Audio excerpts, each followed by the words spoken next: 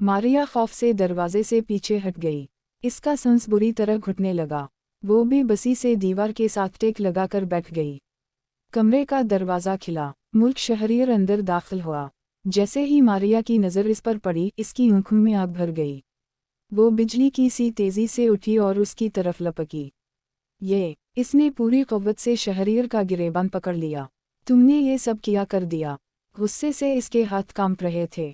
इसने शहरियर के सीने पर मक्के मारे, इसके चेहरे पर थप्पड़ रसीद किया और चीखकर बोली, तुम इंसान भी हो या नहीं? क्यों बर्बाद कर दी तुमने मेरी जिंदगी?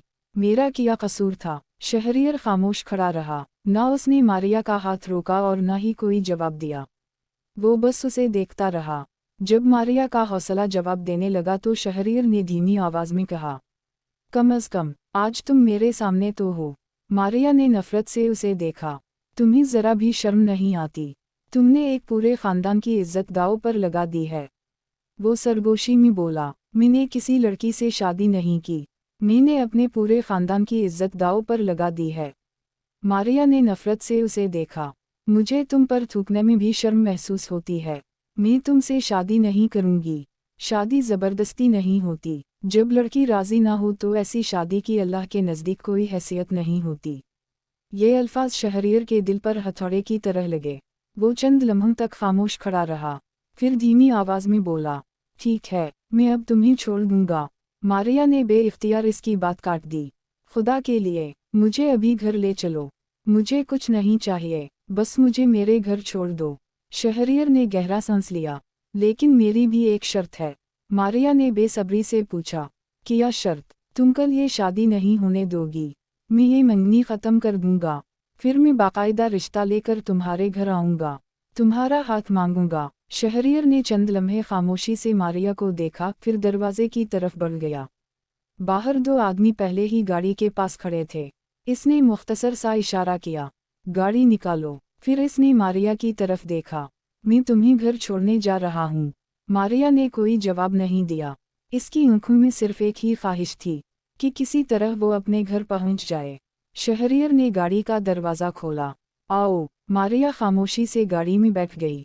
उसके साथ वो मुलाजिमा भी बैठ गई, जिसकी आंखों में रात के वाक़यात का खौफ साफ दिखाई दे रहा था। गाड़ी सुनसान सड़कों से होती हुई शहर की तरफ रवाना हो गई। पूरे रास्ते किसी ने एक लफ्ज़ तक नहीं कहा। मारिया की नज़रें खिड़की से बाहर थीं, मगर उसे कुछ दिखाई नहीं दे रहा था। इसकी आंखों के सामने सिर्फ उसकी मां का चेहरा घूम रहा था। अब्बू का झुका हुआ सर, और वो छोटा सा घर जहां आज खुशियों की सुबह तुलू होने वाली थी। इसका दिल बुरी तरह धड़क रहा था। वो सिर्फ एक ही दुआ मांग रही थी, या अल्लाह, बस मुझे मेरे घर पहुंचा दे। गाड़ी मारिया के घर के करीब आकर रुक गई। फजर की अजान में अभी कुछ वक्त बाकी था। मारिया जल्दी से गाड़ी से उतरी और कांपते हाथों से दरवाज़ा खटखटाया। चंद लम्हों बाद अंदर से चाबी घूमने की आवाज़ आई।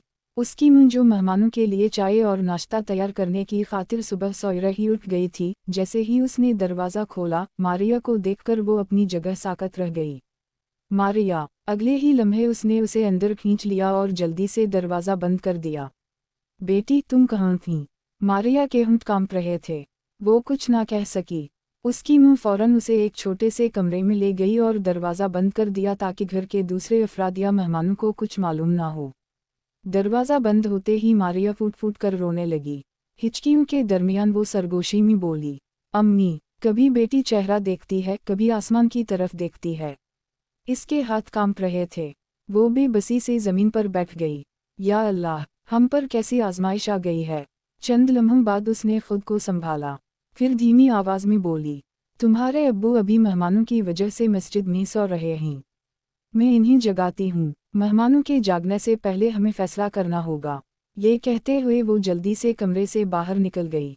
मारिया कमरे में अकेली बैठी अपने आंसू पोंछती रही। वो जानती थी कि अगले चंद लम्हों में किया जाने वाला फैसला सिर्फ इसकी ज़िंदगी ही नहीं, बल्कि पूरे ख़ानदान की किस्मत बदल सकता था।